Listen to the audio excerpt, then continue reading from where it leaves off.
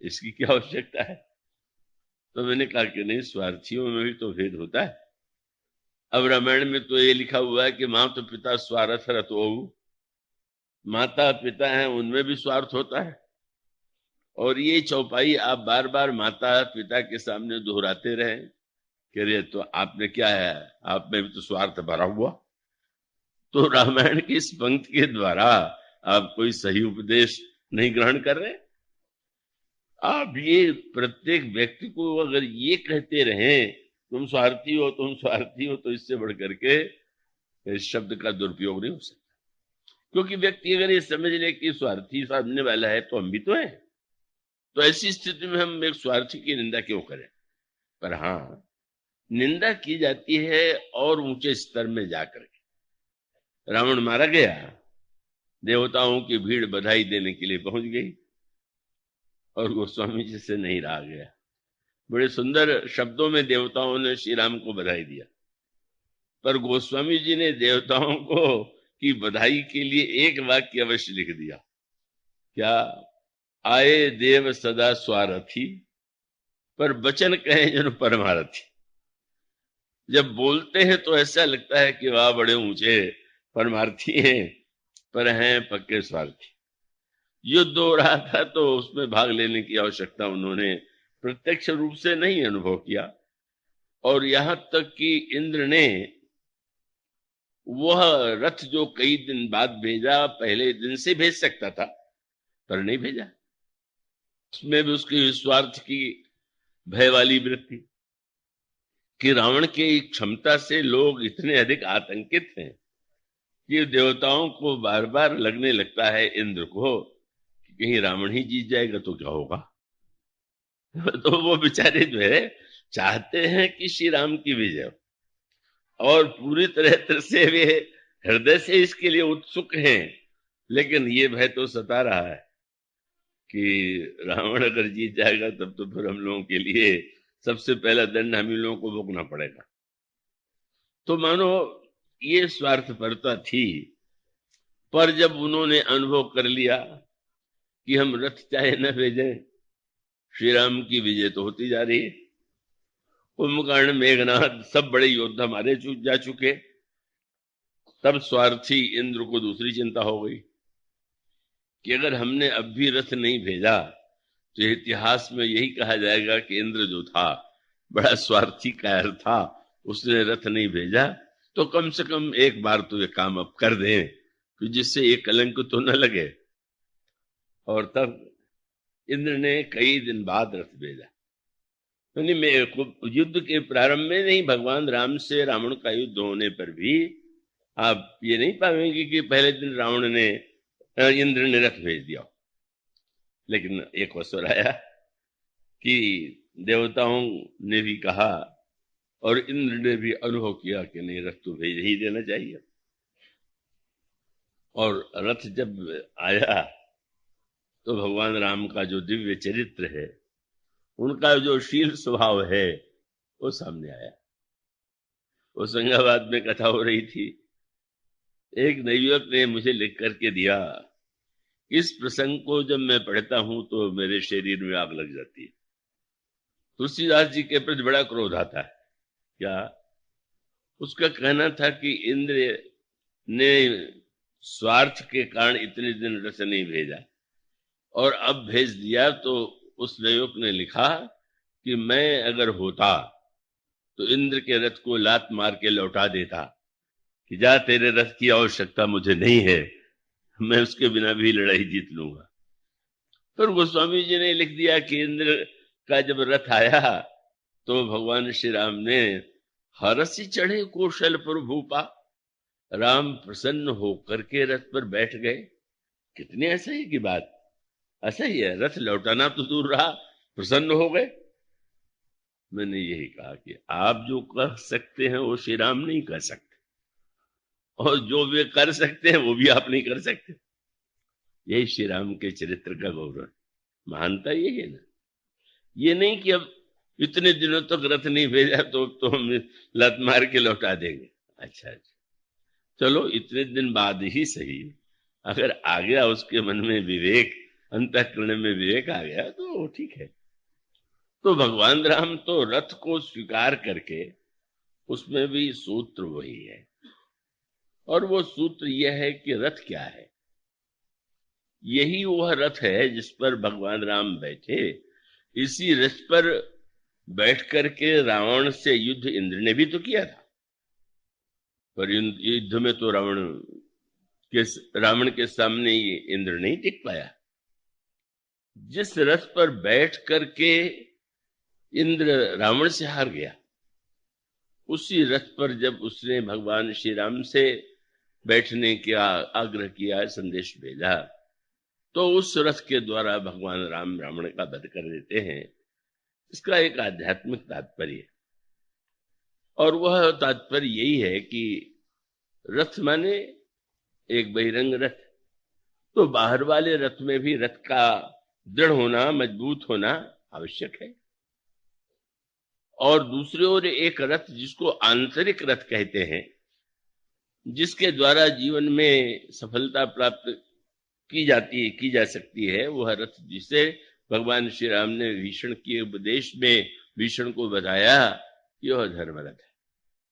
और उस धर्मरथ का तात्पर्य है कि केवल बहिरंग साधनों के द्वारा, वस्तुओं के द्वारा ही व्यक्ति को सच्ची विजय प्राप्त नहीं होती।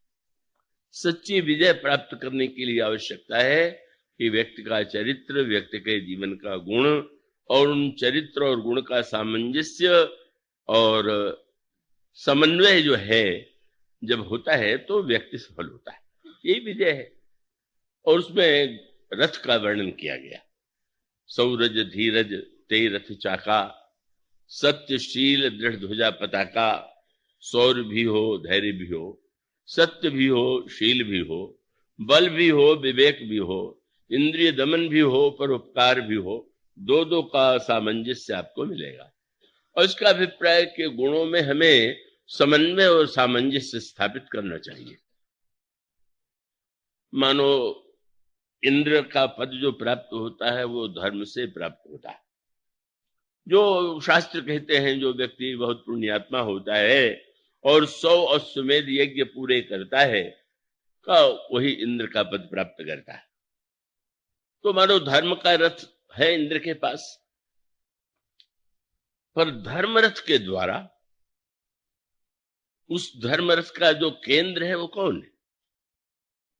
और यहीं पर धर्म के साथ, कर्तव्य और पुरुषार्थ के साथ जिसकी आवश्यकता है, उसकी ओर प्रभु श्री राम ने भीषण को संकेत दिया था, संदेश दिया था, और वह है, और तो सब दो दो हैं, एक के साथ दूसरे की आवश्यकता है। अगर ढाल है तो तलवार है, अगर ध्वजा है तो पताका है, पहिया है तो मानो अगर दोनों में से एक हो और एक न हो, तो जैसे कोई रथ ऐसा हो कि जिसका एक पहिया न हो, या बिल्कुल ऐसा हो सड़ा गला कि वो क्षण भर में टूट जाए तो रथ पर बैठा हुआ व्यक्ति गिरे भी नहीं रहेगा।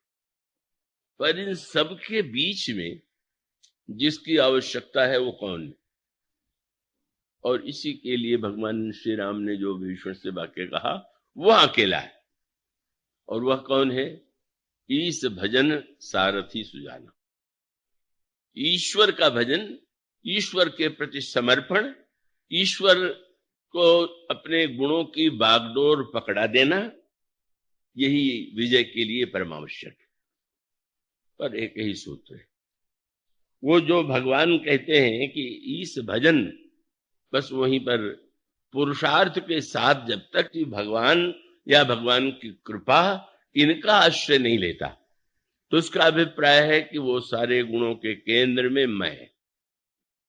तो मैं के द्वारा बड़ी सफलता प्राप्त होती है। संसार में तो अभिमानी व्यक्तियों ने बड़ी से बड़ी उन्नति की है। अभिमानी राष्ट्र बहुत तीव्रता से आगे बढ़ते हैं, लेकिन अभिमान और ईश्वर, अर्जुन और कर्ण का अंतर यही है कि अर्जुन पुरुषार्थ तो महान उसके जीवन में, कौन इतना पुरुषार्थी होगा अर्जुन के समान, पराक्रमी है, लेकिन उसके जीवन में जो मुख्य केंद्र है वह उसी समय प्रकट हुआ जब भगवान ने दुर्योधन और अर्जुन दोनों को अवसर दिया, क्योंकि दोनों ही निमंत्रण देने गए थे। दुर्योधन पहले पहुंच गया था। उस समय की परंपरा ये थी कि जो पहले निमंत्रण दे उसकी ओर से लड़िए। अब किस समय देश में क्या परंपराएं होती हैं, पढ़ के विचित्र लगता है। कोई पहले आ गया तो आप चाहे न चाहे उसकी ओर से लड़े। अभी एक नियम बन गया था। अब कौन नहीं जानता कि भगवान कृष्ण तो पूरी तरह से अर्जुन के ही पक्षपाती है, पर दुर्योधन उस नियम का लाभ लेने के लिए तीव्र गति के रथ पर बैठ के पहले पहुंच जाता है। और कौतुकी भगवान को उस परंपरा को काटने का तो उचित अवसर नहीं प्रतीत हुआ, पर उन्होंने अवसर तो निकाल लिया अपनी चतुराई से। दुर्योधन के आते ही वो तुरंत पीतांबर ओढ़ के सो गए। दुर्योधन पहुंच गया तो अभी तो सो रहे हैं, पर वो भगवान के कक्ष में भी बैठ गया। नहीं, ऐसा नहीं हो कि इस बीच में अर्जुन भी पहुंच जाए और बड़े गौरव से भगवान के शीर्ष भाग में जो रखा है आसन, उस पर समासीन हो जाता है और बाद में अर्जुन आ जाते हैं। पुरुषार्थी दुर्योधन आगे था और अर्जुन भक्त थे, आए तो और थोड़ा पीछे आए और आकर के भगवान के चरणों में बैठ गए। और बैठते ही भगवान तो निद्रा का नाटक ही कर रहे थे। आपने दुपट्टा हटाया तो स्वाभाविक है कि जो पैर की ओर होगा बैठा वो वही दिखाई देगा पहले। बस दुपट्टा हटाते ही भगवान ने कहा, अर्जुन तुम कब आए? दुर्योधन ने कहा, पीछे से मैं पहले आया वो। अब तो अच्छा, तो आप तो दोनों ही हमारे संबंधी हैं। आप पहले आए और इनको मैंने पहले देखा, तो यही तो उपाय है कि हम दोनों की इच्छा पूरी करें। पर भगवान ने अर्जुन को पहले अवसर दिया। तुम छोटे भी हो, तुम्हें मैंने देखा है, इसलिए मेरे पास दो वस्तुएं, एक और तो मैं हूं। पर मैं बता देता हूं कि जिसकी ओर रहूंगा उसकी ओर से लड़ूंगा नहीं, रहूंगा। और दूसरी ओर हमारी यह जो यदुवंशी है उनकी एक अक्षौणी सेना। अर्जुन तुम दोनों में से किसे लेना चाहोगे? यह जब बात भगवान के मुंह से निकली तो दुर्योधन तो पसीने में डूब गया कि ये तो सेना लेके चला जाएगा, इन्हें ले जाके क्या पूजा करनी है जब लड़ेंगे ही नहीं। उसको यही लगा, पर उसको चैन की सांस मिली। चैन बड़ा अनुभव हुआ जब अर्जुन ने कहा, महाराज मुझे तो आपकी आवश्यकता है। क्या आनंद आया दुर्योधन को बड़ा।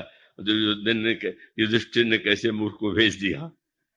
कह रहे हैं कि मैं नहीं लड़ूंगा, वो कह रहे हैं हम आपको लेंगे। माने अर्जुन की जो विनम्रता है वो यही है कि ठीक है युद्ध तो करूंगा ही मैं, पर हमारे रथ का सारथ्य जो है वह तो भगवान ही संभाले।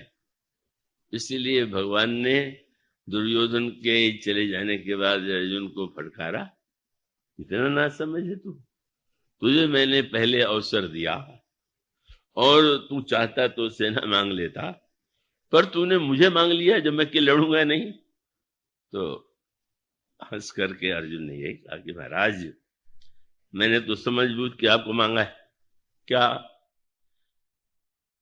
लड़ने के लिए जो अस्त्र शस्त्र पुरुषार्थ वो तो मुझ में है, तो युद्ध तो उससे मैं शस्त्रों से करूंगा और संभावना है कि मैं विजय भी प्राप्त करूंगा। पर समस्या ये कि मैं विजय प्राप्त करूंगा तो लोग यही कहेंगे कि अर्जुन कितना महान योद्धा है कि उसने कौरवों को हरा दिया। पर युद्ध तो कोई ऐसी वस्तु नहीं कि कहा जाए कि यही जीतेगा। अगर कहीं कौरव भी जीत गए तो कलंक मुझे नहीं आपको लगेगा कि जिस अर्जुन के सारथी कृष्ण थे वो हार गया। प्रभु समझ जाते हैं। उसका अभिप्राय कि अर्जुन की महानता यही है कि वो अपने पुरुषार्थ में कहीं उसकी कमी नहीं, पर वो यही मान के चलता है कि अंत में ईश्वर जो है वही हमें विजय दिला सकता है। ईश्वर ही हमारे जीवन रथ को सही दिशा में ले सकता है। और इसीलिए कर्ण की पराजय उसके अभिमान की पराजय है और अर्जुन की विजय का भगवान के हाथों में अपने को सौंप देने की भगवान पर जो विश्वास है, क्योंकि व्यक्ति का पुरुषार्थ सक्रिय होता है पर भगवान की कृपा तो निष्क्रिय होती है, कोई सामने तो नहीं दिखाई देती। व्यक्ति कार्य तो करता हुआ व्यक्ति ही दिखाई देता है, और व्यक्ति दिखाई देता है तो कहने वाला उसी को कहेगा कि इस व्यक्ति ने ऐसा किया और ऐसा हुआ। तो इसीलिए तो भगवान ने कर्ण को अवसर दिया था। जब संधि का प्रस्ताव लेकर के गए और दुर्योधन ने नकार दिया तो लौटने लगे, तो शिष्टाचार के नाते कर्ण भी बाहर तक पहुंचाने आया। तो भगवान ने कर्ण से यही कहा कि मुझे और थोड़ी दूर तक आप पहुंचाइए, और इसका उपाय है कि आप मेरे रथ पर बैठ जाइए। अब कर्ण नहीं कर सकता था, अच्छी बात है, कर्ण को भगवान ने रथ पर बैठा लिया। यह आध्यात्मिक संकेत है। कर्ण को भगवान ने क्यों रथ पर बैठा लिया? भगवान का तात्पर्य था कि मैं जानता हूं कि तुम तो अपने रथ पर कभी मुझे नहीं बैठाओ, पर चलो कम से कम मेरे रथ पर अब तो बैठ जाओ, थोड़ी देर तो बैठ जाओ, इतने उदार है। अच्छा, तुम निमंत्रण नहीं दे रहे तो मैं तो दे रहा हूं। और रथ से जब दूर लेकर के गए तो उन्होंने कहा, कर्ण तुम जानते हो तुम कौन हो? और ये कहा कि वस्तुतः तुम तो पांडवों में सबसे बड़े हो, युधिष्ठिर से भी बड़े हो, तुम्हें दुर्योधन का साथ छोड़ देना चाहिए। कर्ण ने जो बात कही वह लोगों को बड़ी वीरता की लगती है, और यूं वीरता की है, पर बुद्धिमत्ता और जिसको भक्ति सिद्धांत की बात कहे उसके से बेमेल। कर्ण ने कहा कि महाराज कुछ भी क्यों न हो जाए, मैं कदापि दुर्योधन का साथ नहीं छोड़ूंगा, और भले ही मैं युद्ध में परास्त हो जाऊं, हम लोग हार जाएं, और यह भी कह दिया कि मुझे पूरा विश्वास है कि हम ही लोग हारेंगे, लेकिन हम तो दुर्योधन का साथ देंगे। अब जिस दुर्योधन ने मेरा इतना सम्मान किया, राजकुल के रूप में, राजा के रूप में मुझे सम्मानित किया, उसके लिए मैं जीवन अर्पित कर दूंगा। उसमें भगवान ने यही कहा कि कर्ण तुम्हारी इस वीरता में कैसी विवेक की वृत्ति का अभाव है। क्यों? भला सोचो, तुम सूर्य के पुत्र हो। कर्ण सूर्य का के अंश से जन्म हुआ था। सूर्य का पुत्र जो है वो अंधे के बेटे की सेवा करे, क्या यही सूर्य के पुत्र का सदुपयोग है? प्रकाश के पुत्र होकर के तुम सेवा करोगे, अनुगमन करोगे दुर्योधन का, जो धृतराष्ट्र का पुत्र है। मानो तुम यह जो वीरता का अभिमान प्रदर्शित कर रहे हो, इसमें कोई विवेक नहीं। अब कोई व्यक्ति जीवन भर का कुपथ्य करता रहा हो और डॉक्टर या वैद्य के बतावे कि यह तो कुपथ्य है, इसे तो आपको छोड़ देना चाहिए, और वो कहे कि तो लड़कपन से तो हम इसको लेते रहे हैं, इसलिए हम तो इसका साथ नहीं छोड़ेंगे, तो वैद्य ही कहेगा फिर मरो, अब नहीं साथ छोड़ोगे तो मरो। तो भगवान ने कहा ठीक है, तुम यह मानो, यह संकेत है कि पुरुषार्थ के द्वारा सचमुच कितनी सफलता प्राप्त की जा सकती है, इसका दृष्टांत कर्ण है और अनेक है। जितने दैत्य हैं, असुर हैं, वो महान पुरुषार्थी हैं, पर वह संकेत बड़ा महत्वपूर्ण है कि कर्ण का वध कब होता है। युद्ध करते करते कर्ण के रथ का पहिया कीचड़ में फंस गया। यह आध्यात्मिक भाषा, रथ धर्म का है, कीचड़ में कहीं पहिया फंस गया, इसका अर्थ क्या? कीचड़ पाप है, धर्म रथ पाप के कीचड़ में रुक गया, फंस गया। और फिर कर्ण उस रथ से उतरता है और उस पहिए को निकालने की चेष्टा करता है, और उसी समय भगवान कृष्ण ने आदेश दिया, अर्जुन कर्ण का वध करो। कर्ण तुरंत सुन चुका उसने श्री कृष्ण का वाक्य, कितना धर्म विरुद्ध आप आदेश दे रहे हैं, मैं शस्त्र छोड़ करके रथ के पहिए को निकाल रहा हूं। भगवान कृष्ण ने कहा, वारणावत में जब पांडवों को जलाने का योजना तुम लोगों ने बनाई, तब तुम्हें धर्म की याद नहीं आई? जब तुमने द्रौपदी के चीर का हरण किया, तब तुम्हें धर्म की याद नहीं आई? इतने अन्याय और अधर्म करते हुए अंत में तुम्हें धर्म की याद अब आ रही है, जहां तुम्हारा स्वार्थ है।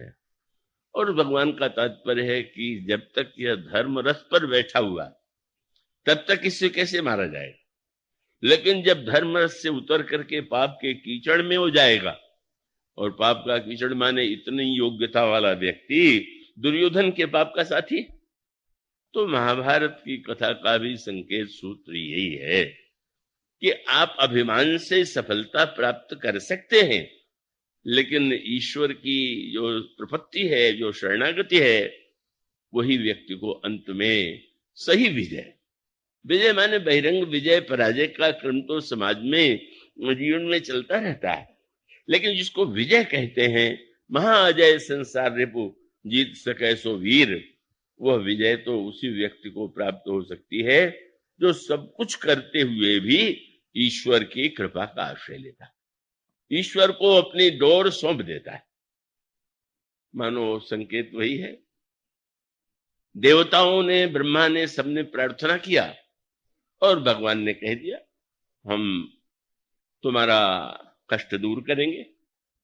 और देवताओं का स्वभाव जैसा कृपा के सिद्धांत से डर होता है, तुरंत फिरे, माने बोले अब तो जो कुछ करना है भगवान करेंगे, हम लोग चल के अप्सराओं का नाच देखें, आनंद स्वर्ग में मौज मनावे, क्योंकि अब जब भगवान कह रहे हैं कि मैं करूंगा तो हमें कुछ नहीं करना है। बस मानो कृपा सिद्धांत में डर यही। और तब ब्रह्मा ने देखा, तुरंत फिरे, ये तुरंत माने व्यंग है, इतना उतावलापन भी क्या है। तो तुरंत ब्रह्मा ने कहा कि भगवान की आकाशवाणी को आपने ध्यान से सुना? हाँ महाराज, भगवान ने यही कहा है कि हम तुम्हारा कष्ट दूर करेंगे। पर उन्होंने यही तो नहीं कह दिया। वो तो एक वाक्य में कह सकते थे कि मैं तुम्हारा संकट दूर कर दूंगा, पर उन्होंने इतना लंबा जो भाषण दिया, मत डरो, उसके बाद भी उन्होंने कुछ कहा कि नहीं कहा? उन्होंने ये कहा कि मैं सूर्य वंश में जन्म लूंगा, उन्होंने ये भी कहा कि मैं 4 भाइयों के रूप में जन्म लूंगा, उन्होंने ये भी कहा कि दशरथ और कौशल्या पूर्व जन्म में कश्यप और अदिति थे। ये क्यों कहा उन्होंने? इतने विस्तार की क्या आवश्यकता थी? बस एक वाक्य कह देते, बस ठीक है, तुम डरो मत, हम रावण का संहार कर देंगे। उन्होंने कहा इसका अभिप्राय है कि भगवान ने जो विवेक करने वाले हैं वो बताया, पर अब तो तुम लोगों का विवेक है कि तुम लोग इस जो अधूरी रामायण की कथा भगवान ने सुनाई है, पूरा नहीं सुनाया। देखने में ही तुम्हारा सारा आनंद और सारा बस कृपा का महत्व आ गया जीवन में। महाराज तो हमें भी कुछ करना पड़ेगा। हाँ क्या? तो उन्होंने यही कहा कि जब भगवान ईश्वर बन के नहीं, मनुष्य बन करके समाधान दे रहे हैं, नारायण जब कृपा करके नर बन रहे हैं, तो तुम लोग कम से कम बानर तो बन जाओ। और जब नर और बानर का संग होगा, भगवान और ये बंदर सत्कर्म है, देवता है, पुण्य है, बोले इतना तो करो, उनके साथ तुम जाओ तो। और इसीलिए आप देखेंगे भगवान रावण का वध कर सकते हैं, वो तो संकल्प से कर सकते हैं। और उमा शंकर जी ने कथा में सुनाया होगा कि उन्होंने कह दिया, जगमा सखा निशाचर जेते, लक्ष्मण हनई निमिख महतेते, सबका वध लक्ष्मण जी अकेले कर सकते हैं। पर भगवान राम ने इतना न करते हुए भी, इतना सामर्थ होते हुए भी, यदि बांदरों से सहयोग लिया, बांदरों को सीता जी का पता लगाने के लिए भेजा, युद्ध में उन्हें लेकर के वे प्रविष्ट हुए, और प्रविष्ट होने के लिए समुद्र पर उन्होंने सेतु का निर्माण कराया, और सेतु का निर्माण भी बंदरों से कराया। क्या संकेत? ये बंदर कौन है? ये मोक्ष के साधन है, पुण्य है, सत्कर्म है। मानो ब्रह्मा का तात्पर्य था कि अभी तक तुम अपने पुण्य का प्रयोग केवल भोगों में करते रहे। पुण्य किया है तो स्वर्ग में भोग हो गए, अब तुम नीचे उतरो और नीचे उतर के भोग के स्थान पर भगवान की सेवा को लक्ष्य बनाओ, और भगवान की सेवा को लक्ष्य बना करके उनका अनुगमन करते हुए जब तुम युद्ध करोगे तो तुम्हारी इच्छा पूरी होगी।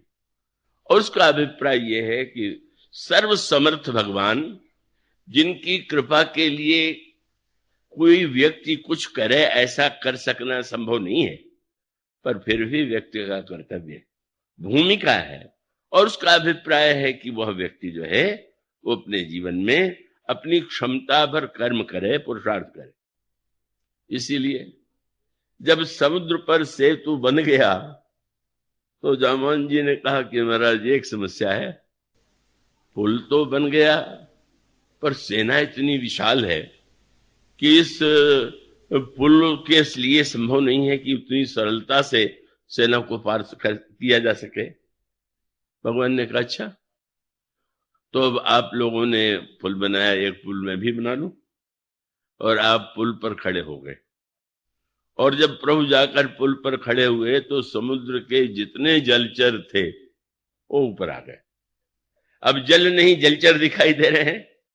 प्रभु ने मुस्कुरा करके कहा कि अब एक पुल ये भी, अब समुद्र में जल तो कहीं है ही नहीं है, पुल ही पुल है, जो जिधर से जाना चाहे वो चले जाए। और बंदर घबराए, पत्थर वाले पुल पर भरोसा, पर वो जलचरों वाला पुल ऊपर आ गए, हम बैठ चढ़े और लेके डूब जाए, हमें निकल जाए। पुरुषार्थ पर भरोसा होता है, कृपा पर विश्वास नहीं होता, कहीं डूब जाए तो क्या होगा। तो भगवान ने कहा अच्छा आप लोग देख लीजिए, तब बाद में चढ़िएगा। तो उन लोगों ने बड़े पत्थर उठा के फेंके, जलचरों के ऊपर वृक्ष फेंके, पर प्रभु ही बिलोक ही टर ही न टारे, मन हर्षित तनु भय सुखारे। और तब से तो बंध अति भीर भई, कपि नभ पंथ उड़ाही, अपर जलचरण ऊपर चढ़ी चढ़ी पार ही जाए। सारी सेना पार हो गई तो जामवान जी ने कहा महाराज, जब इतनी सरलता से इतना बड़ा पुल आप बना सकते हैं तो हम लोगों से पत्थर उत्थर ढुलवाने की क्या आवश्यकता थी। तो भगवान ने हंस करके कहा, इस पुल को बनाने के लिए भी तुम्हारे पुल पर हमें खड़े होना पड़ा। मानो जीव के साधना के पुल पर खड़े होकर के ही मैं कृपा का पुल बनाता हूं। तुम में जो सामर्थ्य है उसका उपयोग तो कर लो, निकम्मे होके मत बैठ जाओ। मानो यह जो सामंजस्य है श्री रामचरितमानस में बार बार दोहराया गया है, और इसका अभिप्राय है कि कृपा के नाम पर हम निष्क्रिय न हो जाए। कृपा का अभिप्राय कर्म को छोड़ देना नहीं है, सर्वत्र यही बात है। भगवान ने गीता में अर्जुन को कैसा उपदेश दिया, दिव्य विराट रूप का दर्शन कराया, सारे योद्धा मरे पड़े हैं यह भी दिखला दिया। लेकिन भगवान का उपदेश सुनकर के विराट रूप देखने के बाद अर्जुन को यह भ्रम हो सकता है